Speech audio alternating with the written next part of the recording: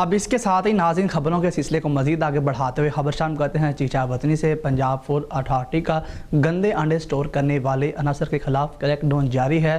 Food safety team نے چیچا وطنی جی T road میں 7560 گندے اور بدبودار انڈے تلف کر دیے۔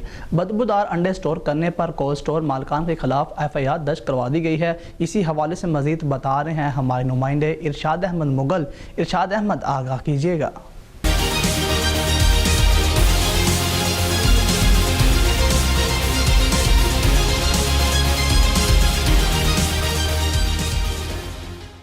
جی بالکل، تفصیلات کے مطابق چیچا وطنی پنجاب فوڈ اتھارٹی نے دوسرے روز بھی گندے انڈوں کی بڑی کہہ پکڑ لی۔ چیچا وطنی GT روڈ پر قائم شدہ گولڈ سٹور پہ چھاپے کے دوران ہزاروں گندے اور بدبودار انڈے پائے گئے۔ تقریباً 7560 خراب انڈے ڈمپنگ سائٹ پر تلف کر دیے گئے۔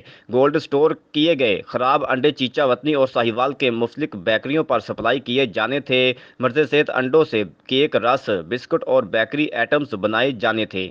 گولڈ سٹور مالکان کے خلاف FIR درج کروا دی گئی۔ کیمرہ مین آصف مغل کے ساتھ Irshad Ahmed Mughal, crime reporter SM news. جی